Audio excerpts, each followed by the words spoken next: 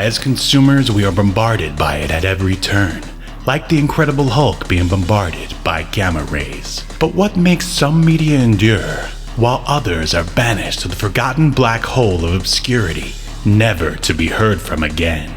Who or what decides this? Hetero life mates Steve and Yahel want to know, and they want to know now. This is Obscurity Now.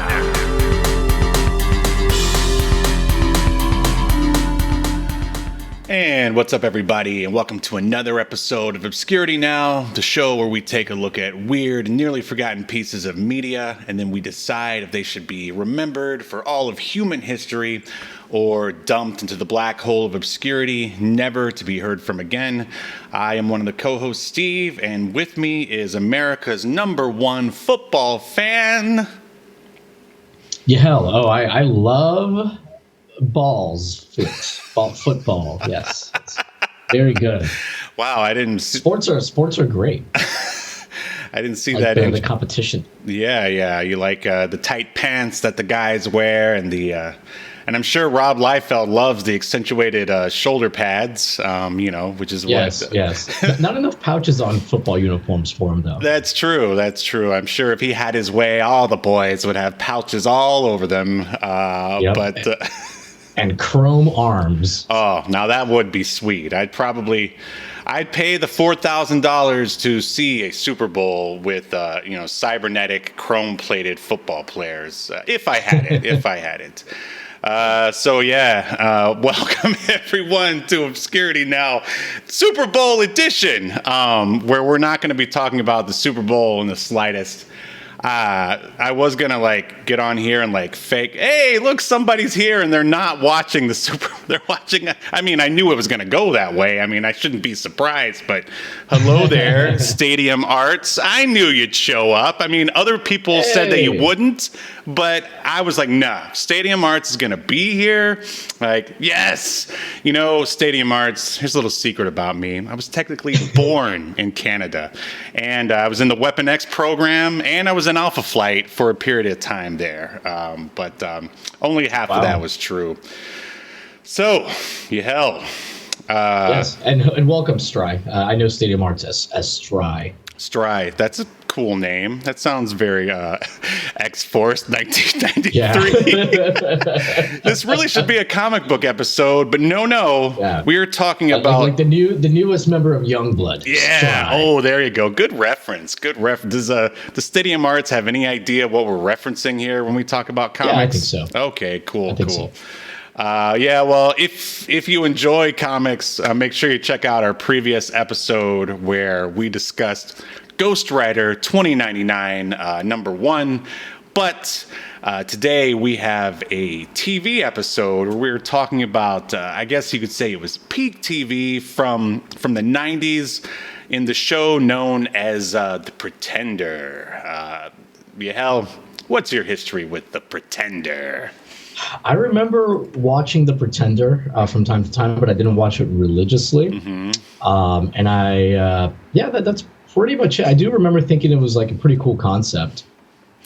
Yeah. Oh, I agree with you. I think I remember watching it maybe from episode 1, and I think it was a pretty big deal. It was part of I think it was maybe a Saturday night block or maybe a Sunday night block that was trying to compete with the X-Files because everybody was back then. I think after it, Dark Skies came on. Did you ever watch that one?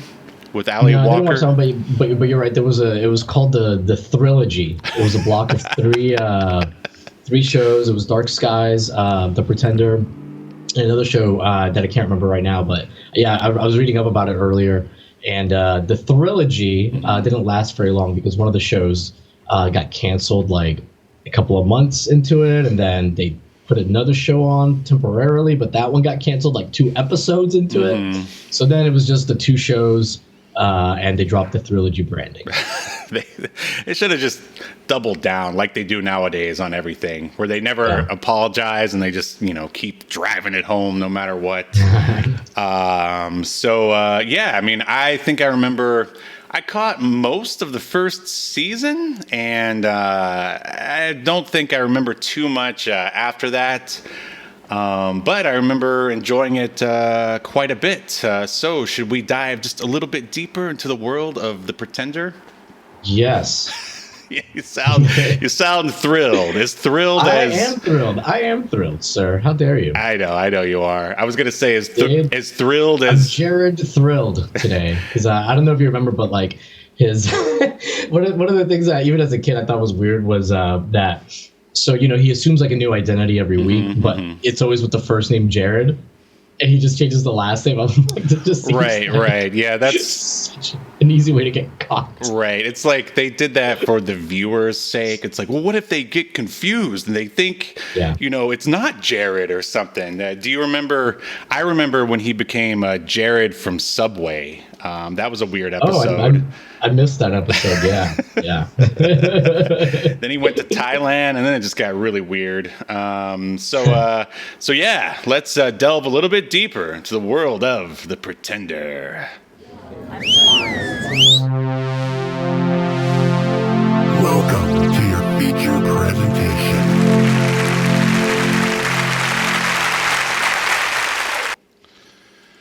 Oh, come over here, you. All right, here we go. So, The Pretender aired September 19th, 1996, and ran all the way to the year 2000. Oh, man, great reference. And there were 4 seasons. Again, I think I only caught the first one. And here's your synopsis for the episode. In case you're confused, let's see. Why don't you sum up exactly what the synopsis of A Pretender is? Well, on IMDb, it says a specially gifted man with the ability to instantly master any skill escapes from a secret testing facility and travels the country, taking on different jobs and helping strangers while hiding from his kidnappers, all while trying to get back to his original body. This is Quantum Leap. Oh, no, I'm sorry. Wow. It's kind of like Quantum Leap, though. Yeah, right. Well, that was really confusing. But hey, 2 great shows mashed up together. I'll buy it. Well, anyway, the synopsis for the pilot here is Jared is the new doctor at an NYC hospital trying to expose negligence and a cover-up that led to a young boy being paralyzed. And the director of this episode is Rick Wallace. And basically, he's a TV veteran, producer and director known for LA Law, Hill Street Blues, and I guess he did something on the original Halloween. Obviously, he didn't direct it because that was John Carpenter. Right. And our writers here are also the creators of The Pretender. It's Stephen Long Mitchell, which is a great porn name, and Craig W. Van Sickle, which isn't as good a porn name. Probably a better wrestling name. He's going to give you the sickle. Oh, my God. They're a writing duo who are also the creators. They're Emmy nominated. They're executive producer of Tin Man, which is the highest rated miniseries in the history of the Sci-Fi Channel, as well as they also worked on 24, Alienation, and Street Justice. You remember Street Justice? Oh, man, dude. Come on. The Street Justice? Street I Justice. love it. What's your favorite episode of Street Justice, Steve? The one with Carl Weathers. That's a really, really, really good one. That's all of them, because I think he was the star, if I'm not mistaken. I think there was did you ever actually see it? Because I saw a few episodes. I love Street Justice. Yeah. I can't tell today if you're being sarcastic or not. I like the episode with John Byrne, famed comic book. I've never said even John Byrne. Show, Steve. Byrne, thank you. Why would John Byrne be on a TV show? He loves justice and he loves paved roads, Steve. Oh wow, this is going to be an interesting episode. Yeah.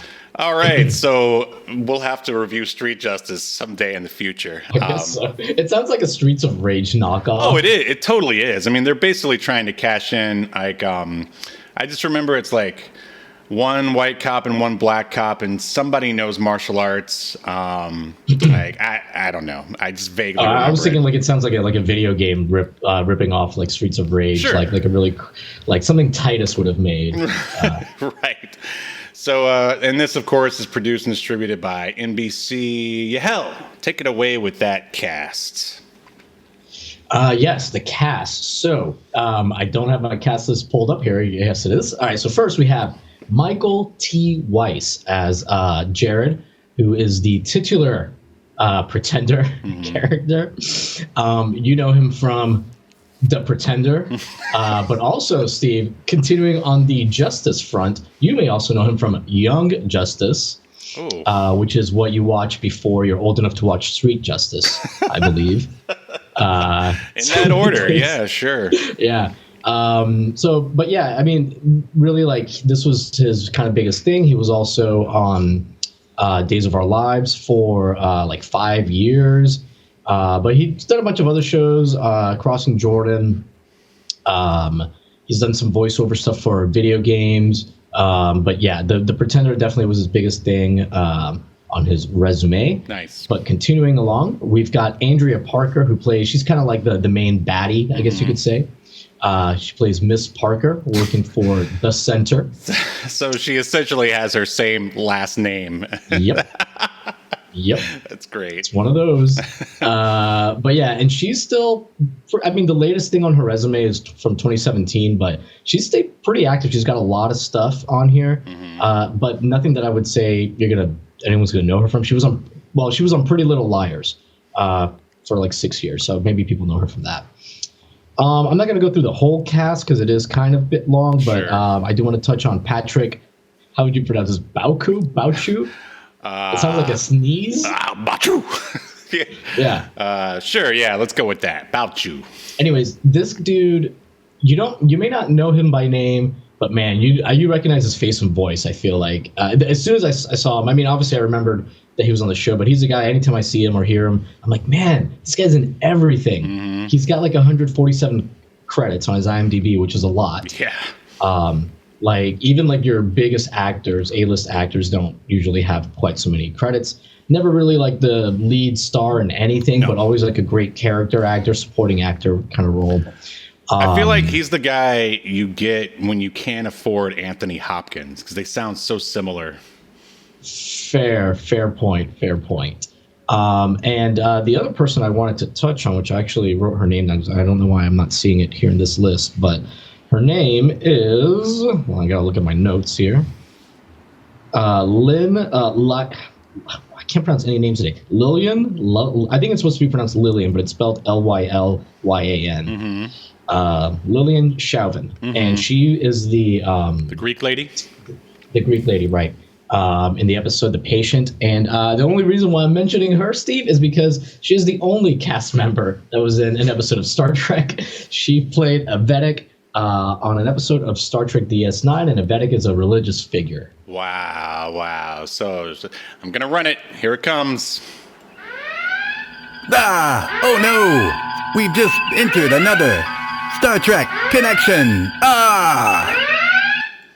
I've missed it. I think, we didn't get to use it like the last 2 episodes or something. Yeah, because last one was a comic book one, and then the episode before didn't have anybody. So, yeah, I went through everybody. I'm like, there must have been somebody on this cast. But I mean that's pretty much like the most important people from this show. But Steve, so this came out September of 1996. What do you think was you have a good chance? Well, you have a chance of getting the song this time. The number one song the week that this came out, it was September of 1996.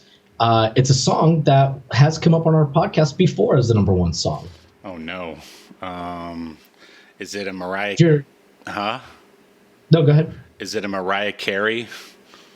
No, Steve, it sure isn't. I will just tell you, Okay. I am eminently disappointed that you didn't say the Macarena. Oh God! Again. Once again, it's back, baby. Oh man, the 90s. My goodness. Yeah, and the number one film for this weekend, I'll just tell you, it was The Crow, City of Angels or something like that, whatever it's called. Wait, the City of the sequel? Yeah, it was the number one film. Wow, It was all. I never thought anyone gave a shit about that movie. I didn't think so either, but Iggy Pop is in it, so. Well, we got to review it then. That's all there is And to the it. Punisher himself, Thomas Jane. Oh, in wow! I know the Asian Power Ranger. She's also in it. Tui Trang. I'm sure I mispronounced her name, but and the other weird thing, I thought it was ridiculously strange that it was the number one film. It was also at the time set a record for the highest Labor Day weekend opening. Wow. Well, I mean, that just shows the power of the original Crow, because that's a classic movie. Now here's the thing: it only cleared like $9 million, so it must have been like the only movie that came out that weekend or something. Right. If you're number one with $9 million, even in 1996, I mean that's not. Sure, I got you. Yeah. All right, you ready to delve into this episode? Let's do it. Okay. I'm gonna pretend like I'm excited. Well, you're doing a great job so far. Yeah, let's get into it. Let's get in deep. All right. Past the cervix. Oh God. All right, so we got our cold open here. We got some black and white security footage from 1963. That's what the timestamp on the footage tells us. Shows us a young boy with a creepy haircut and weird Jetson-style clothing building a large tower out of Lego blocks and erector sets. He says that he's finished.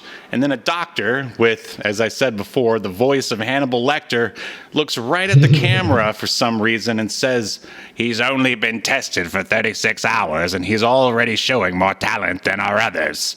He then opens a door, goes into the testing area, and tells the little boy, "I'll be taking care of you for a little while." To which the little boy asks, "Why? Where's my mom and dad?"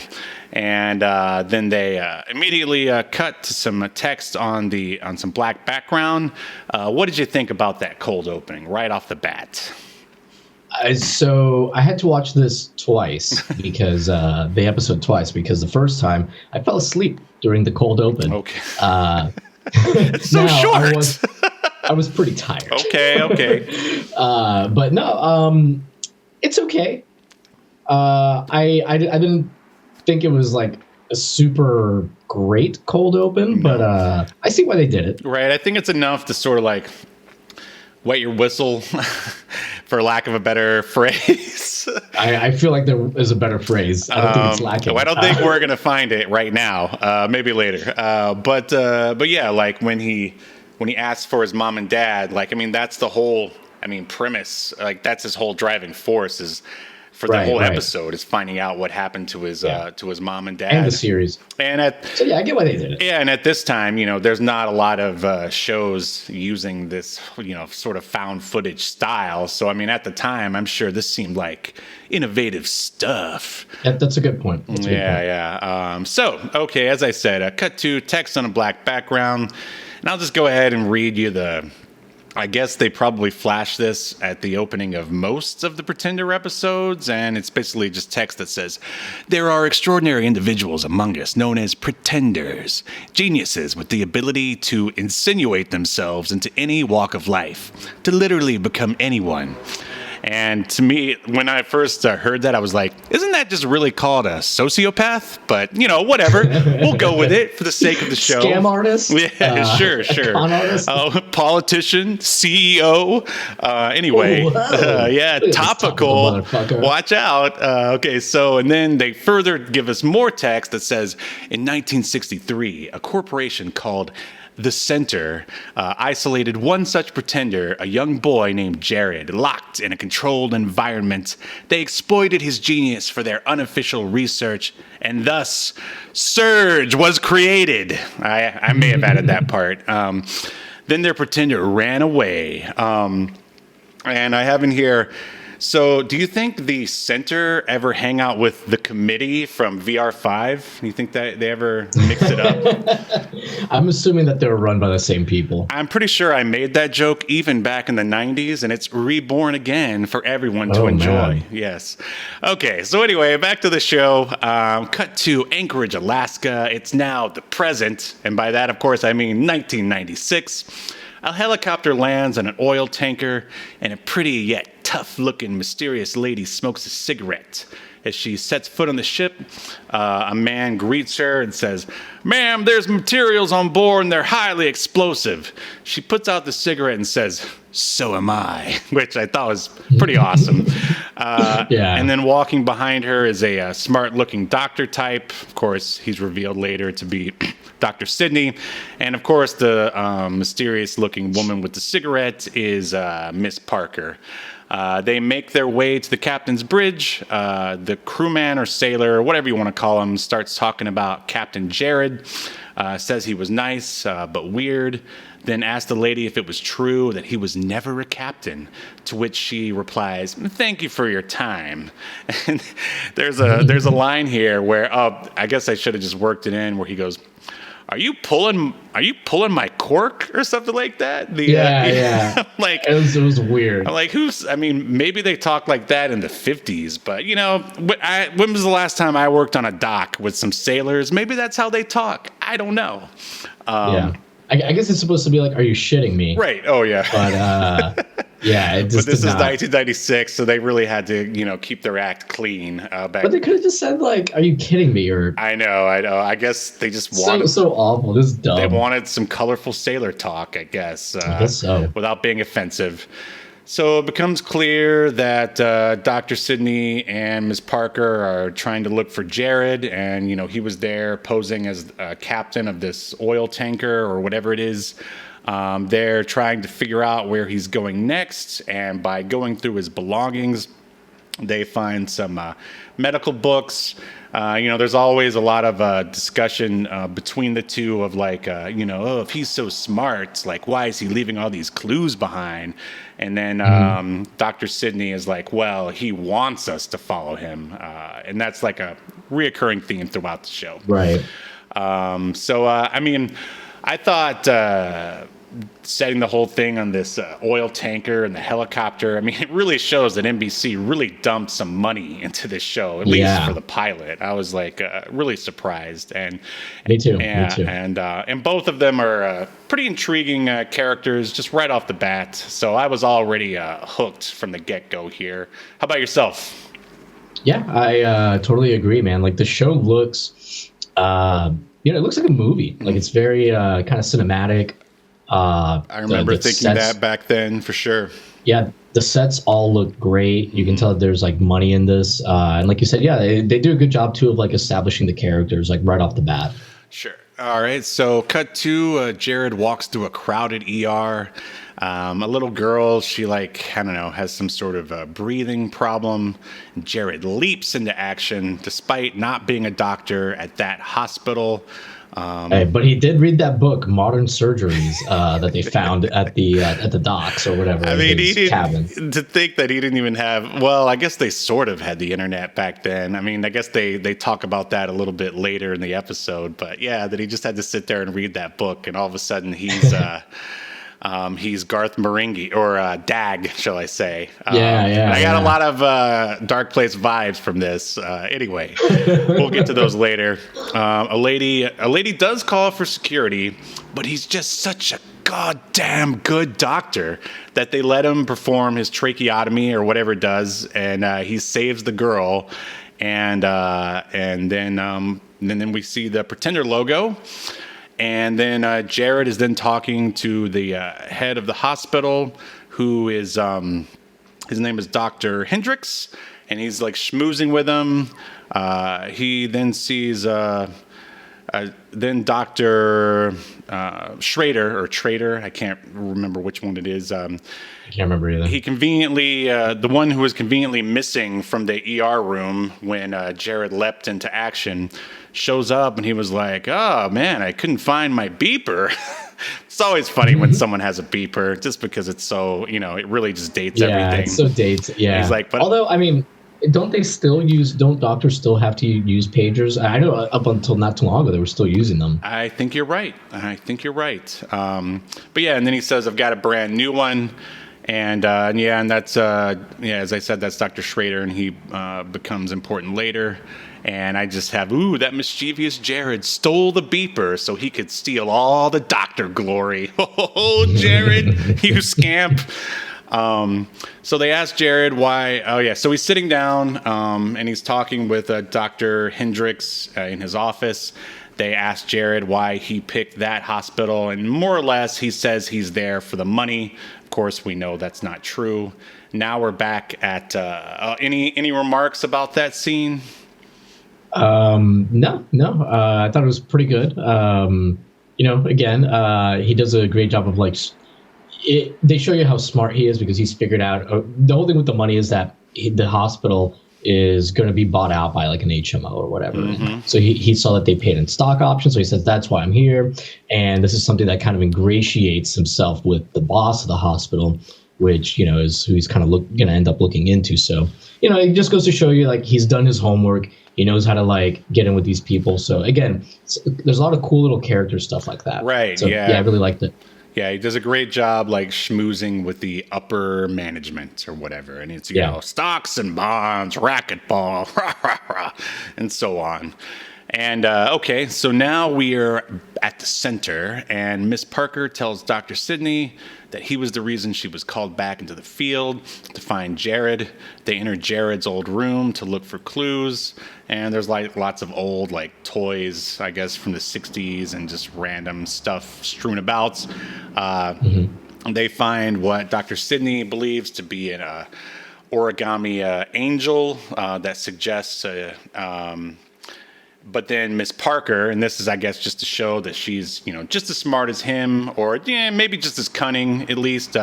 She says, oh, it's not an origami angel. It's actually, I don't know, a representative of some Greek god of vengeance or whatever. And it suggests that Jared thinks of himself as basically standing up for the little guy.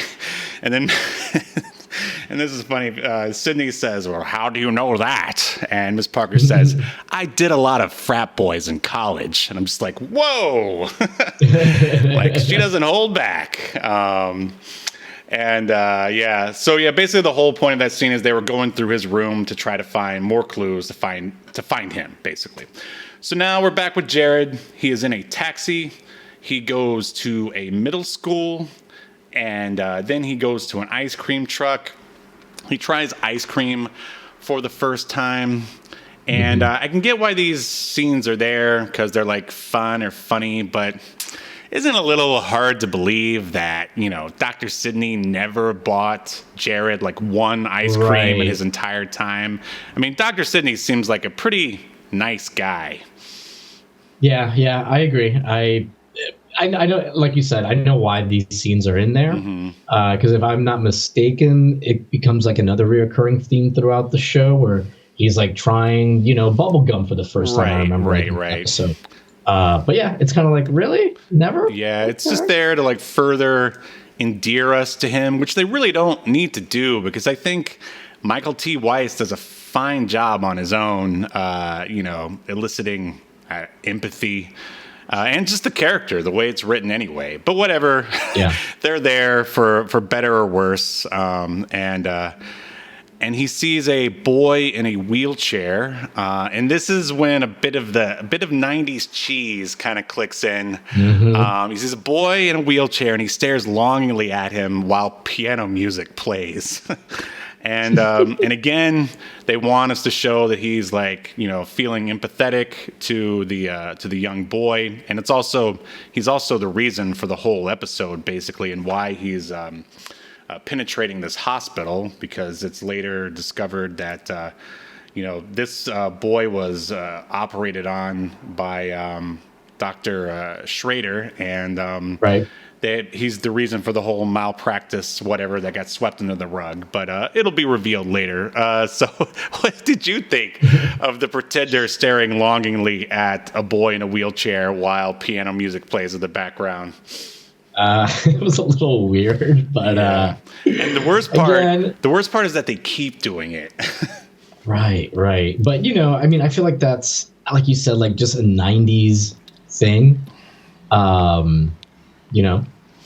Yeah, I mean, and I think as long as you can get past it, then you're okay. And I had no problem. I mean, it's just a little, I just sort of like go, it was the 90s, and then sort of move on. and which we will do right now. So Jared then pays a sleazy dude to check his bank account at the ATM. And of course, us as the viewer are like, what? Why is he talking to this sleazy dude? And then now we're back at the hospital. Jared is drawing his own blood, and then he asks a nurse to do a test on it. Then Jared checks on the angry Greek lady. At this, with the whole interactions with the Greek lady at first, I was like, what's really the point of this? I was like, I'm like, are they trying to play towards an older audience or something? But they actually write her in, and she makes sense by the end of the episode. Yeah. There's very little wasted stuff in this episode. Like everything that you see will have some kind of payoff or tie into the larger story one way or another. It's a tight package, indeed. So now we're back to the center. Miss Parker is in the computer lab of the center. I love it. Just like the computer labs and the Lawnmower Man, they're all dark and scary looking. And they think they found Jared because he used his ATM, but what he really did was scramble the ATM feed or something. What do you remember what they said that he actually did? Yeah, so first it comes up and they're like, oh, he's in Santa Fe or whatever city they said, I can't remember. And they're like, oh, wait, no, now it says this city, now it says this. And it's all over the world. And then they said he scrambled the ATM network or his location on the network or something. Yeah, and then they show the sleaze bag that he paid later. And he's holding up a sign and it says it's ha or hi there, something like that.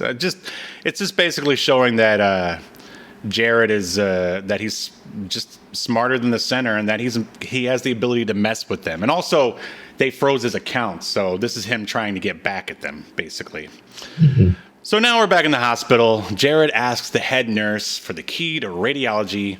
He goes in there, and I guess the head X-ray tech is making out with one of the nurses for some reason. Yeah. And I guess there is a reason because Jared brings in the X-rays for the kid whose name is Kevin, and the X-ray tech is like, well, this is Dr. So-and-so's patient. He's like, well, I can keep a secret if you can, Dr. Makeout.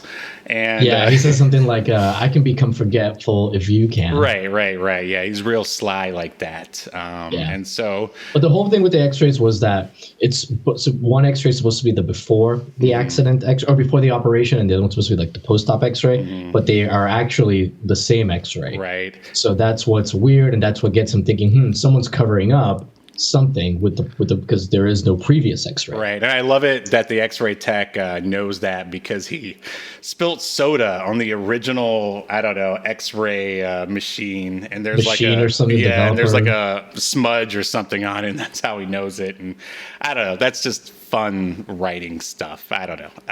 So now we're looking at some center footage again. Jared is watching it. Young Jared asks about his parents. While watching the footage, he realizes Dr. Schrader. This is when he was watching footage of the JFK assassination, and I guess trying to. And I saw on Twitter, someone mentioned that he mentioned about that scene. One of your friends. Stika, I think might have mentioned it, or Historic Nerd, maybe. Yeah, one of those guys. And I don't know, I was just like, wow, that was right there in the first episode. How about that? Yeah. I thought it was going to be a bigger deal than it was, but I don't know. I just thought that was interesting. And so, while he's watching that footage, it just sort of makes it click in his mind that Dr. Schrader wasn't working alone. So then Jared goes and plays racquetball with Dr. Hendricks. And then they go and have cocktails alongside with Dr. Schrader, and that's when Schrader says that they were exonerated from any wrongdoing involved with the Kevin Bailey scandal, which that's the handicapped boy or the wheelchair-bound boy that Jared was staring at longingly while the piano music played before. Speaking of, we're back at the school. Jared tries to give ice cream to young Kevin Bailey. We get more sad piano music because young Kevin is like, don't you know? He says like, don't you know about stranger danger? You can't just give ice cream to a random boy, which is true. I mean, I was thinking the whole time. And then I guess he just sort of sadly watches as Kevin wheels himself away. But he tries to empathize again. He's like, doesn't it hurt your hands like wheeling around all the time or something? Do your hands still cramp up? Right. So now we're back at the center. Dr. Sidney gets a call from Jared. And this is when I like this scene. This is when you get a really good sense of Dr. Sidney and Jared's relationship. Jared says he left because of the lies and that his genius was being used for military purposes. Dr. Sidney says, he didn't know. He was just doing his job, what he was told by the center, blah, blah, blah. Then Jared prints out an ID. Jared they then discover that he's manipulating the center's stocks. And then now we're back at the hospital. Jared, they're on top of the hospital, and Jared pokes the foot of the old Greek woman. Yeah, he's doing like reflexology. Right, which therapy. I guess back then was considered so out there. I mean, right. And she asked Jared who he really is, and he doesn't. Yeah. This old lady, this is one thing that like it didn't bother me, but it was like definitely like a trope, right? Where like, oh, okay, because this is the second time she's like, you're not a doctor, and it's like the old wise, woman kind of trope, right? Because she can see through him to what his soul is really like. But the whole thing is like, excuse me, yeah. So I don't think you touched on that. The Greek lady, she's can't shit basically is her she hasn't gone to the bathroom in like a week or something. Thanks for bringing that up. Yep, it's true. Yeah. And they want to do surgery on her. I don't know, scoop it if they're just trying to scoop it out. Maybe they want to see if there's something blocking it. I don't know what the surgery is about. Thankfully we don't get any details. Right. But anyways, he ends up befriending her because he spoke Greek to her because she was pretending like she couldn't speak English. And then he's like, okay, well, we won't do surgery. We'll try another therapy. We're going to give you some herbal tea and poke your feet. Yeah. Definitely. So then we're back with Miss Parker and Sydney. They are closing in to Jared's position. They go to check into a hotel only to discover that Jared has already paid for their rooms. Oh my God. Mind blown. I kind of love it. Like I love it that this guy's like such a little fucker, right? Yeah. The pretender, like at least in this episode, I don't really remember for the rest of the series, but for the most part, like whenever they get close to him or near catching him or whatever, it's because he wants it. Yeah, he's always one step ahead, and it always reminded me of Arrested Development, that one PI who's always like, oh yeah, what was I his think name? Martin Mull plays him. We're not gonna remember the character's name. I'll look it up. He has such a done name. It's like something with cheese. But anyway, there's more of that to come. Anyway, Jared talks to Dr. Schrader. He says he screwed up. Gene Parmesan. That's it. Yeah. He's Gene always Parmesan, coming out of like ridiculous disguises. We have Human Hyperbole here in the chat who also chimed in with Gene Parmesan. Thank you. Thanks for joining us, Human Hyperbole. Now we're back with Jared. He's talking to Dr. Schrader. Says he screwed up. I believe the term is lobectomy. Schrader says, it's no problem. And then he sort of describes a way that he can get out of it without getting in trouble. Then Dr. Schrader walks to the hospital with Jared stalking behind him because he's trying to find out who the accomplice is. And we discover that the accomplice is the head nurse, Gwen, the one who wanted to call security at the very beginning. And now we're back at the office. Jared gets his blood work done. Then he watches his footage that we saw from the cold open.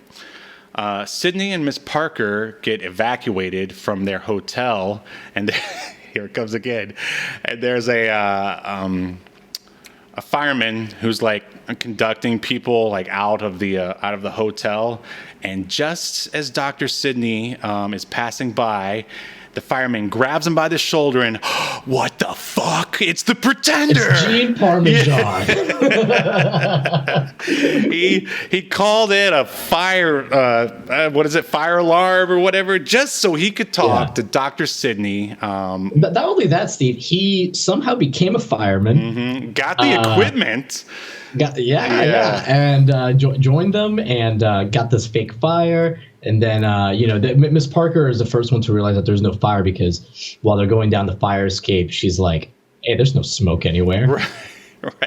Right. I mean, but the fireman didn't make that connection, apparently. But, of course not. No one, I mean, the only person who's smarter than Miss Parker might only be Jared. Maybe Dr. Sydney. Who knows? So let's see. So they're talking. All right. Basically, the whole thing with the blood work was that he discovered that there was a genetic anomaly that was in his blood that was not present in the cover story of. Basically, Dr. Sydney says his parents died in a plane crash, that Jared's parents died in a plane crash, and he's tested his blood against theirs, and it didn't match up. So there's a possibility. Yeah, right. They don't have the genetic anomaly, and for him to have it, one or both of them must have had it if they're his real parents. Exactly. So, it just adds to the, tapestry of lies, and for more reason for him to be out on the streets doing what the Pretender does. Right. So, okay. Jared asks for the code to the center's mainframe so he could try to find his parents. And, of course, Dr. Sydney is still trying to convince Jared to come home. I mean, if I were him, I probably would have given up at this point, but whatever. We still need a show here. And just as Miss Parker shows up, Dr. Sydney gives him the code, and then the Pretender escapes. Jared then meets with Gwen, the head nurse, out on the street. He accuses her of helping Schrader cover it up. And basically she says the only reason she helped is because she didn't want her husband to find out that she used to be a crackhead.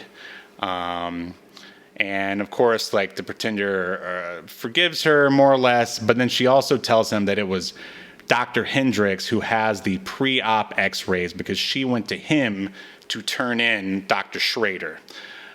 So now Jared has to find a way to get the x-rays from Dr. Hendricks. Anything else to comment on that interaction? No. Okay. No. So pretty solid. We should mention the lady, that the actress that plays this nurse. Can't remember her name right now, but I did look at her IMDb, and she had something like 207 credits. Yeah, she was good. She did a good job. Yeah, she's in tons of stuff. And so Jared then calls Schrader and Hendricks, and basically arranges meetings with both of them. He tells Schrader he wants to meet him at a bar, and Hendricks he wants to play some more racquetball.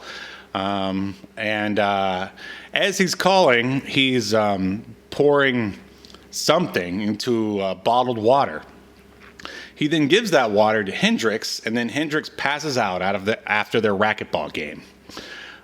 Miss Parker confronts Sydney about giving Jared the mainframe code. And but then they know where he is. I can't remember why they. He asked Sydney for like the mainframe code to try and get more information about his real parents. And she said that with that they were able to track down when he broke in his location. Yes, that's it. So Jared tells Dr. Hendricks that Schrader is coming to. Oh yeah. So basically, they take Dr. Hendricks into the hospital to get operated on. And he says that Dr. Schrader is coming to operate on him. And he being the Pretender tells him that Schrader is going to come and operate on him. And the whole thing is, and I don't think we covered it, is that the reason why Kevin Bailey, his spinal cord got all messed up to begin with, is that Schrader was basically drunk when he operated on him and basically messed up his spine. So now that guy who Hendricks helped covered up, is coming in to operate on him. So, oh, sweet irony. And so, of course, Dr. Hendricks is like, no, you do it. And he's like, okay, I'll do it, but you have to give me Kevin Bailey's pre-op x-rays and your mint copy of Archie Meets the Punisher. I don't think that's the right year for that, but whatever, I'm going to go with it. And so, of course, the guy says, like, yes, it's in, like, a painting in his office. And that's when the Pretender is like, I'm not even a doctor, and you're not even having a heart attack. And then as he walks out, he's like, Dr. Jared, no! Yeah, and that seems really funny. Just like the face he makes when the Pretender's like, well, just one thing, I'm not going to perform the surgery, and I'm not a doctor. And then he turns to like Dr. Schrader, and he's like, does he say Dr. Schrader's drunk at that point? I mean, he doesn't. He just says Schrader's going to perform your surgery or whatever. Yeah, he doesn't. And then he leaves. Yeah, I don't think he tells him. I think he just already he already assumed he's looking at the clock. Dr. Hendricks he's like, oh my God, it's 2:00. That means Schrader's already got to be 3 sheets to the wind. No, help me, someone. And so that's basically that. That wraps that up. Sydney and Miss Parker arrive at the hospital. Wait. There is something. What's that? First, sorry, I'm laughing because Human Hyperbole wrote in the chat, and this isn't even a hospital. Whoa, that would be an Inception style mind blown. Yeah. So as the Pretender is like, getting the painting and walking to go get the painting, might be after he gets the painting, the extras from the painting, but he stops at the reception area and he says, "Hey, call security. Tell them to stop Schrader from performing surgery because he's drunk." Right. Oh, yes. Sorry. So that does So the happen. Pretender did not leave him to this guy to get killed. No, the Pretender is, the Pretender is a real hero, very empathetic. He's like the complete opposite of your Punishers and your Wolverines in the world, as like a network TV hero should be. Good. It's a good thing you added that. Okay. Sydney and Miss Parker arrive at the hospital. Jared tells all right. I was just about to read that. Anyway, you covered it. Okay. Jared hides in the Greek lady's room, and she tells him, and then Miss Parker and Sydney come in. Oh wait, no, I'm misreading here. Okay, so Jared comes in the Greek lady's room. She tells him that she took a big old deuce. And of course, Jared is happy for her. Like, why would you have that in your pilot? I don't know. I guess it's humorous, I suppose, but whatever. Yeah. I mean, nothing brings in the views like old people crapping. Am I right? That's right. Yeah. I mean, this show went on for 4 more seasons, so what do I know?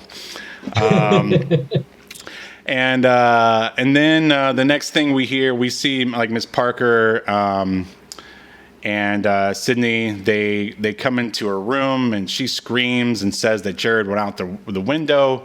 So Miss Parker, of course, then goes out the window, but surprise, he's hiding under the Greek lady's bed.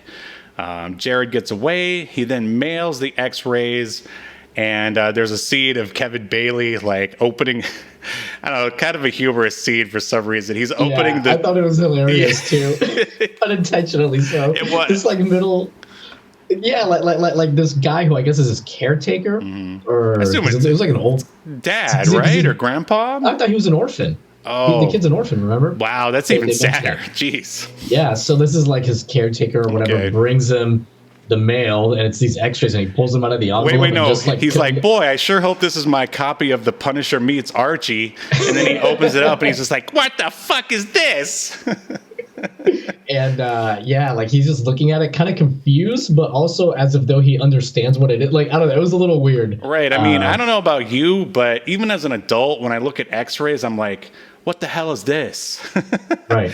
But we get it. We get what they're trying to convey with the scene. Like, he has the evidence, and then we see Jared or a newspaper clipping that says Kevin Bailey gets huge settlement. So now he's like, He's as rich as Professor X, baby. Yeah. Only still in a wheelchair, sadly. Anyway, then Jared is waiting for a flight. A flight attendant tells him he better board, and he says, "Don't worry.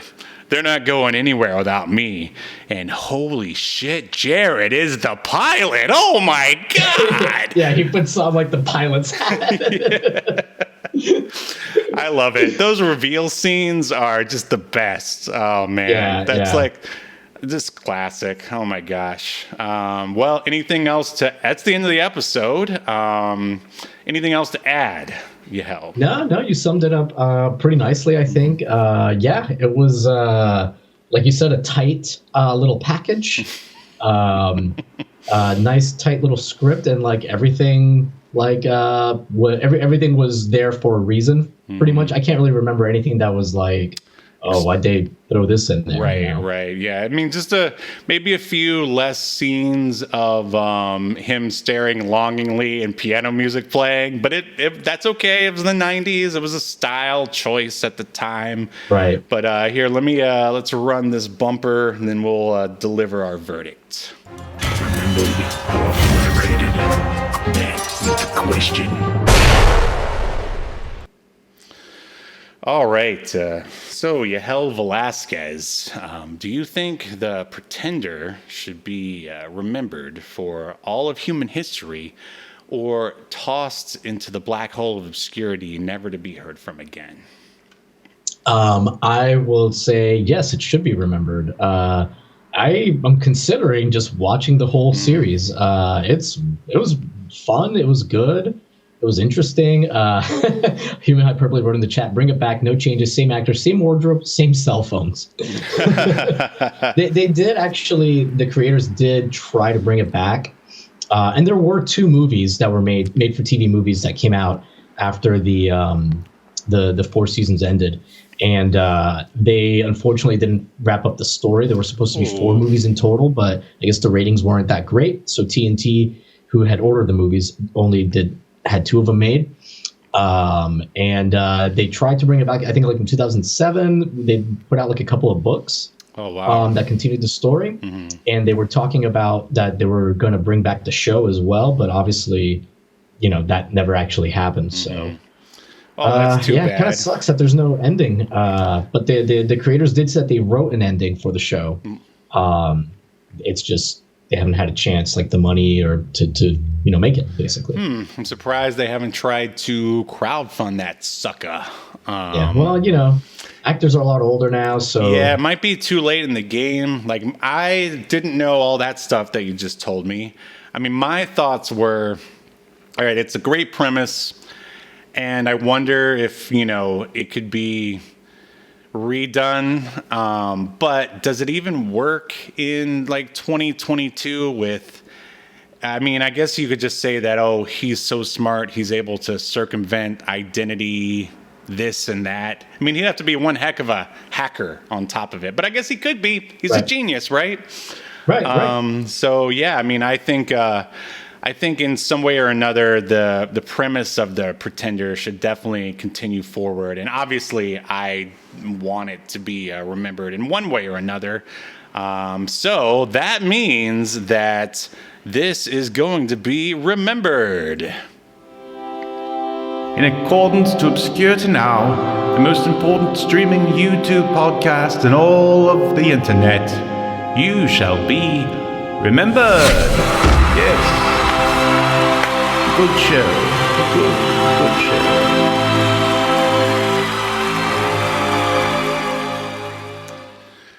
All right. Well, I'm with you, man. I think I might just go and watch all 4 seasons. I'm running out of decent stuff to watch these days. Yeah. And for those who are interested in watching it legally, the Pretender's not available on any streaming service for free that I could find. However, you can buy episodes for $1.99 on Amazon or Apple TV and Vudu. However, you can buy the whole season, and each season's like 20-something episodes for just $10. So, yeah, hit those DVDs, man. Physical media, keep it alive. Well, no, I mean, you can. I'm saying you can stream it. I mean, right. Right. on Amazon Prime for like $10. Gotcha. But I did not check to see how much a DVD would cost. But I did notice that the DVD covers are photoshopped to hell. Oh yeah, Holy I mean, shit. there's some floating around. You showed a few pictures of it. Yeah, well, I don't think that's one of them, but I remember that's when his haircut changed. I actually had my haircut very similar to the Pretenders back in the '90s, but I think like a lot of people had their hair like his, because it's kind of like that George Clooney haircut that he had going on when he was on ER. Boy, those were crazy times. But yeah, it's a good show. I recommend it. It doesn't feel as dated as you would think it would be for like a show from '96. Obviously, there's some things like the pager or whatever, but not for the most part, man. Like outside of a few things, like, I mean, it really does not feel dated at all. Yeah, I think the characters really stand out really well. Like the relationship between Sydney and Jared is really interesting. And like Miss Parker is just that, cold-blooded bitch you just love to hate. At least at this point. I remember as time goes on, you learn more about her. And I think at some point, like her and the Pretender have some kind of relationship or something, if I'm not mistaken. Maybe I'm wrong. I know that they team up in one of the movies, like begrudgingly. Maybe that's what I'm thinking of. But from what I read, it's like a very temporary like alliance. Like it doesn't even last like half the movie. That's the way it should be, for sure. Yeah. Well, I guess that is going to do it for our Pretender episode. I think this was much more fun than watching the Super Bowl, if you ask me. Yeah, this was cool. Yeah, and I would rather also watch The Pretender all 4 seasons instead of the Super Bowl as well. I agree. Anything else interesting going on in the world of wrestling with gaming? No. Still don't have a new video out. Working on a couple things, but yeah, nothing new. How about you? I finally actually started building the Kickstarter page for Escape to Earth.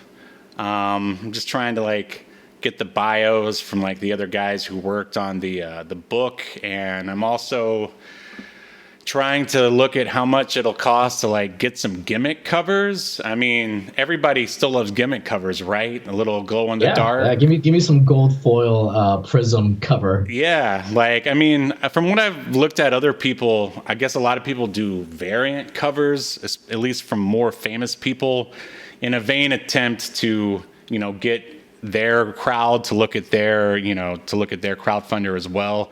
But it's like I don't know anyone. Like I don't. I mean, all the people that I like are too like famous and too expensive. So I would rather just have gimmick covers anyway. And I also looked at Pogs, but I think I'm going to save that for a future campaign. I'll have to get past this one first, and then possibly throw in the Pogs. But speaking of Escape to Earth, let's run this promo, and then we will wrap up the episode. Here we go. I'm having a weird day. The name's Adam. Where I'm from, I'm known as the Zero Thief. Depending on who you ask, some might say I'm the best thief. But believe it or not, even the best screws up every once in a while, and that's what I did, and I had to make a fast getaway. I ended up crash landing on this bizarre planet. Turns out, I didn't get away fast enough. These winged freaks followed me here. It's just us here, Zero Thief, on this empty backwoods planet. So start talking, either to me or my blade. Okay, I do have something to tell you. It's about the planet.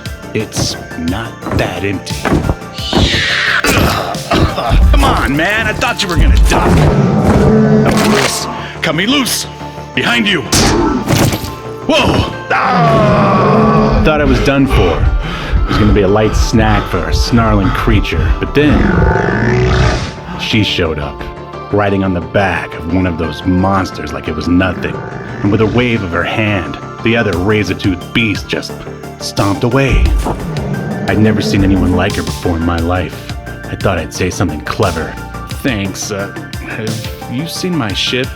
She gave me a look that said more than words ever could, because I think she was trying to read my mind or something. And from there, things just got even weirder.